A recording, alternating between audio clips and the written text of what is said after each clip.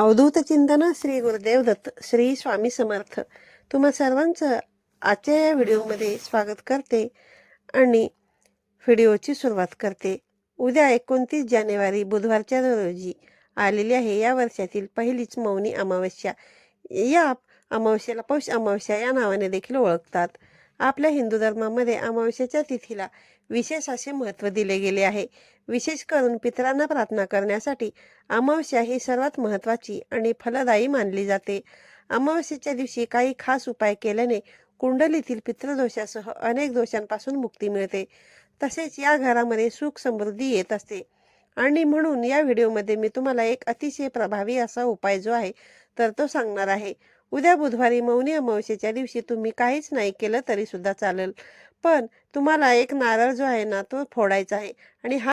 आणि हा नारळ फोडल्याने घरातील इडा पिडा नकारात्मकता नजरबाधा निघून जाईल. कुटुंबाची, मुलांची, पतीची भरभरून अशी प्रगती होईल. तर हा नारळ कुठे फोडायचा आहे, कोणत्या वेळेमध्ये फोडायचा आहे याबद्दलची संपूर्ण माहिती तुम्हाला आज या व्हिडिओमध्ये मी शेअर करणार आहे. त्यामुळे तुम्ही हा व्हिडिओ स्किप न करता शेवटपर्यंत पाहत राहा. चॅनलवरती नवीन असाल तर चॅनलला नक्की सबस्क्राईब करा आणि असेच नवनवीन आणि माहितीपूर्ण व्हिडिओ पाहण्यासाठी बेल आयकॉनला प्रेस करा. आज या व्हिडिओमध्ये मी तुम्हाला जे काही उपाय सांगणार आहे तर हे 100% प्रभावी उपाय आहेत. हे उपाय जर तुम्ही दर अमावस्येच्या दिवशी केले तर 100% तुमच्या जीवनातील अनेक संकटे, अडचणी, अडथळे दूर होतील. व्हिडिओमध्ये जे उपाय मी तुम्हाला सांगणार आहे तर हे सर्व उपाय तुम्हाला अमावस्येच्या दिवशी सायंकाळच्या वेळेस करायचे आहेत. सायंकाळी तुम्ही 6च्या नंतर रात्री 12 वाजेपर्यंत कधीही करू शकता. कोणतेही शुभ काम करत असताना आपण पहिल्यांदा देवाचं नाव घेत असतो आणि त्यानंतरच नारळ फोडत असतो. सर्व धार्मिक कार्याची सुरुवात देखील नारळ फोडूनच का होते, कारण नारळाला कल्पवृक्ष म्हटले जाते. नारळ हे अत्यंत शुभ मानले जाते. नारळामध्ये ब्रह्मा, विष्णू आणि महेश या त्रिमूर्तींचा निवास असतो. नारळ भगवान शिवशंकरांना सुद्धा अत्यंत प्रिय आहे.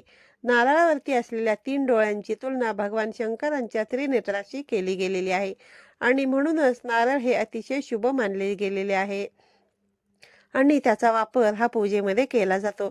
आणि अमावस्येच्या दिवशी घरामध्ये नारळ फोडणे किंवा नारळ वाढवणे हे खूप महत्त्वाचे असते. नारळ फोडणे म्हणजेच हृदय उघडणे, नम्रता आणि करुणा वाढवणे. नारळातील पाणी हे शुद्धतेचे प्रतीक असते.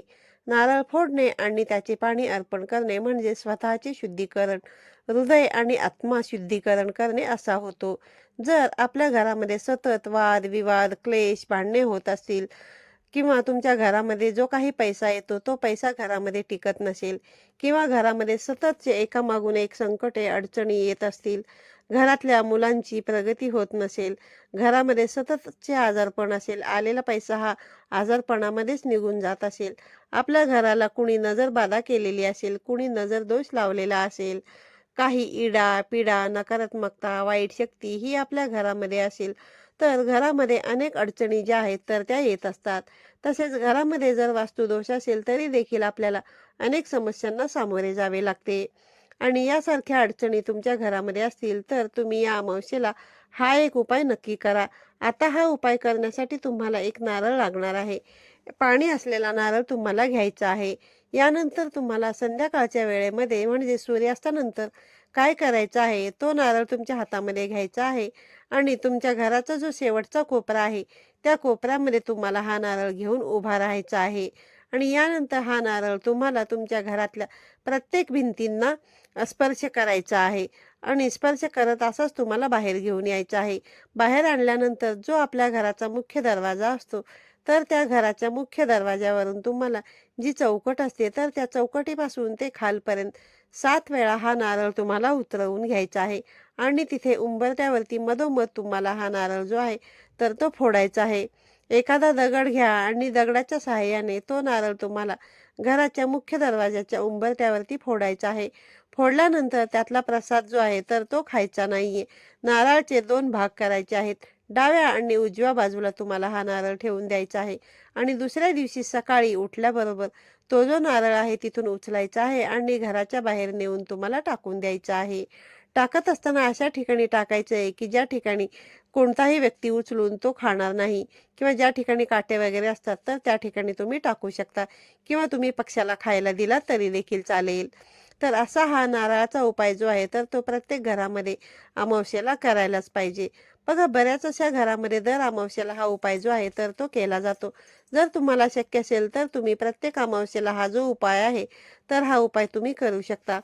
त्याचबरोबर जर असं वाटत असेल की आपल्या घरामध्ये काहीतरी दोष आहे, नेहमी घरामध्ये तुम्हाला अशांतता वाटत असेल, घरामध्ये तुमचं मन लागत नसेल, तुमच्या घरामध्ये काही ना काही घटना, वाईट गोष्टी घडत असतील, किंवा तुम्हाला वाईट स्वप्न पडत असतील, किंवा घरामध्ये सतत डोकेदुखी असेल, तर तुम्हाला काय करायचं आहे, तर या अमावस्येच्या दिवशी एक नारळ तुम्हाला घेऊन यायचा आहे आणि देवघरासमोर तुम्हाला एक लाल रंगाचा कपडा अंतरायचा आहे, म्हणजेच पसरवून ठेवायचा आहे. यानंतर हा जो नारळ आहे तर तो तुम्हाला त्या लाल कपड्यामध्ये ठेवून द्यायचा आहे आणि तिथे बसूनच तुम्हाला 3 वेळा कालभैरवाष्टकमचं पठण करायचं आहे. आणि हा नारळ तुम्हाला त्या लाल कपड्यामध्ये बांधून तुम्हाला तुमच्या घराच्या मुख्य दरवाजावरती बांधायचा आहे. आतल्या बाजूने बांधला तरी देखील चालेल, किंवा बाहेरच्या बाजूने बांधला तरी देखील चालेल. जोपर्यंत हा नारळ तसाच राहील तोपर्यंत तसाच ठेवा. जेव्हा तुम्हाला सोडून द्यायचा असेल तेव्हा तुम्ही तो वाहत्या पाण्यामध्ये प्रवाहित करू शकता. जेव्हा तुम्ही हा जो उपाय अमावस्येला करताना तेव्हा तुमच्या घरामध्ये कोणतीही निगेटिव्हिटी, नकारात्मकता जी आहे तर ती येणार नाही. हे असे उपाय केल्याने जी काही निगेटिव्हिटी असते, नकारात्मकता असते, तर ती दूर होण्यास मदत होत असते. तर त्याचबरोबर बघा, जर तुमच्या घरामध्ये एखाद्या व्यक्तीला सतत नजरदोष होत असेल, आता नजरदोष ही फक्त मुलांनाच लागते का, तर असं नाही, मोठ्या व्यक्तींना सुद्धा नजर लागत असते. आपला उद्योग व्यवसाय असेल त्याला सुद्धा नजर लागत असते, नजरबाधा होत असते. तर बघा, आणि अमावस्या जो हा दिवस आहे ना, तर हा नजरदोष, नकारात्मकता दूर करण्यासाठी खूप प्रभावी दिवस असा मानला जातो. इतर दिवसांपेक्षा या दिवशी जर आपण काही नजरबाधा दूर करण्यासाठी उपाय केले तर ते खूप प्रभावी ठरत असतात. आता तुमच्या घरामध्ये एखादं लहान मुलं असेल, त्याला जर नजरबाधा झालेली असेल तर त्यामुळे त्याने जेवण बंद केलं असेल, किंवा दूध पिणे बंद केले असेल, किंवा मुलं सतत रडत असतील, सततची चिडचिड करत असतील, किंवा जी मोठी मुलं आहेत त्यांचं अभ्यासामध्ये मन लागत नाही, त्यांना अभ्यास करावासा वाटत नाही, किंवा जी घरातली मोठी व्यक्ती असतात ती सुद्धा अगदी छोट्या छोट्या गोष्टींवरून घरामध्ये चिडचिड करत असतील, घरामध्ये वाद करत असतील, त्या व्यक्तीला सतत डोकं दुखत असेल, त्या व्यक्तीला कोणत्याही कामामध्ये यश मिळत नसेल, तर तुम्हाला काय करायचं आहे, एक नारळ तुम्हाला घ्यायचा आहे आणि त्या नारळावरती तुम्हाला शेंदुराने जो आहे तर त्या त्रिशूल काढायचा आहे आणि या नारळाचा जो उतारा आहे तर त्या व्यक्तीवरून काढायचा आहे. एका व्यक्तीवरून तुम्हाला एकच नारळ जो आहे तर तो उतरवायचा आहे. जर 2 व्यक्ती असतील तर तुम्हाला 2 व्यक्तींसाठी 2 वेगवेगळे नारळ जे आहेत तर ते घ्यावे लागतील. एकदा उतारा केला की तो नारळ पुन्हा जो आहे तर तो वापरला जात नाही. तर असा नारळ तुम्हाला उतरवून घ्यायचा आहे आणि डोक्यापासून ते खाली पायापर्यंत 7 वेळा उतरवून घ्यायचा आहे आणि घराच्या बाहेर जाऊन तो तुम्हाला पुरून टाकायचा आहे, किंवा मग एखाद्या निर्जन स्थळी तुम्हाला तो फेकून द्यायचा आहे. तर असा हा एक उपाय सुद्धा तुम्ही उद्या मौनी अमावस्येला नक्कीच करू शकता. तर हे तिन्ही उपाय जे आहेत तर ते आजच्या व्हिडिओमध्ये सांगितलेले, तर ते तुम्हाला उद्या संध्याकाळच्या वेळेमध्येच करायचे आहेत. संध्याकाळी म्हणजे जेव्हा सूर्यास्त होतो त्यानंतरच तुम्हाला हे जे उपाय आहेत तर ते करायचे आहेत. आणि हे उपाय बघा 100% प्रभावी आहेत. हे उपाय केल्याने त्याचं खात्रीशीर तुम्हाला फळ जे आहे तर ते प्राप्त होईल. व्हिडिओ आजचा तुम्हाला जर आवडला असेल तर चॅनलला लाईक करा आणि असेच नवनवीन आणि माहितीपूर्ण व्हिडिओ पाहण्यासाठी बेल आयकॉनला देखील प्रेस करा. पुन्हा भेटूया अशाच एका नवीन आणि माहितीपूर्ण व्हिडिओमध्ये. तोपर्यंत सर्वांना श्री स्वामी समर्थ.